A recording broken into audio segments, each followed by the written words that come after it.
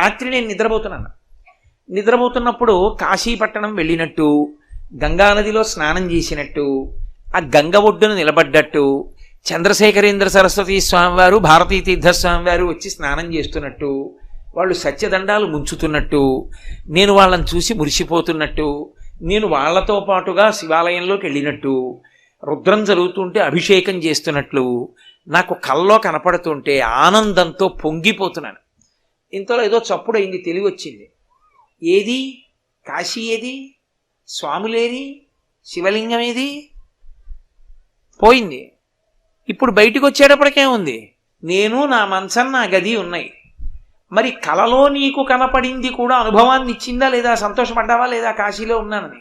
మరి అనుభవాన్ని ఇచ్చింది నిజమైతే నీకు కలలో అనుభవాన్ని ఇచ్చిన కలలో కాశీ ఏది? ఉన్నావా కల్లో? లేదుగా. తెలివి వస్తే పోయిందిగా.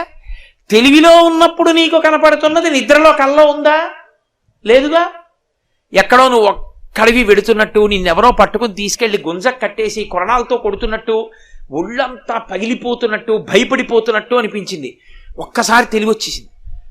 అమ్మయ్యా, ఎవ్వడూ లేడరా బాబు, నన్ను కొట్టట్లేదు, ఉత్తినే భయపడిపోయాను, మంచినీళ్ళు తాగి గోయిందా గోయిందా గోయిందా అని పడుకున్నాడు.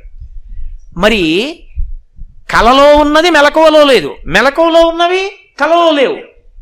ఆ అవస్థలో ఉన్నది అనుభూతినిచ్చింది, ఈ అవస్థలో ఉన్నది అనుభూతినిచ్చింది. అనుభూతి ఇచ్చిందంతా సత్యమైతే మరి కలలో ఉన్నది సత్యమే. మరి అలాంటప్పుడు కలలో ఉన్నది సత్యం కాకపోతే ఇది సత్యం కాదు. మా ఇంట్లో అకస్మాత్తుగా ఇప్పుడు మా ఆవిడ ఫోన్ చేసి, ఏమండి చాలా పెద్ద ఒక ఆయన వచ్చారండి, ఆయన మహానుభావుడు, పాపం ఒక్కసారి రమణాశ్రమ లేఖలు పుస్తకం కావాలంటున్నారు, ఎక్కడ పెట్టారండి ఆ పుస్తకం అని అడిగింది అనుకోండి. రమణాశ్రమ లేఖలా చూడు, నా షెల్ఫ్లో కుడి చేతి వైపు కింది ఎర్రలో పుస్తకాల్లోనూ 4వ పుస్తకంలో RL అని పెన్తో రాసి ఉంటుంది చూడు, కనపడేటట్టు రమణాశ్రమ లేఖలు అని లావుగా ఉంటుంది పుస్తకం. ఈ ఎడం చేతి కుడి చేతి పక్క కింద అరలో ఉంటాయి చూడు, RL కనపడింది అంటుంది. అది ఆ పుస్తకం అదే రమణాశ్రమ లేఖలు. అవునా? అవునండి, అదే రమణాశ్రమ లేఖల పుస్తకం. మా ఇంటి గూట్లో ఉందా, నాలో ఉందా? నాలో ఉంది. అద్దంలో నగరం ఉన్నట్టు జగత్తు నీలో ఉంది. జగత్తు నీలో ఎంత ఉంటే అంత మాయ. అది ఆ మాయకి, నామరూపాలకి కట్టుబడిపోయినంత కాలం పునర్జన్మ.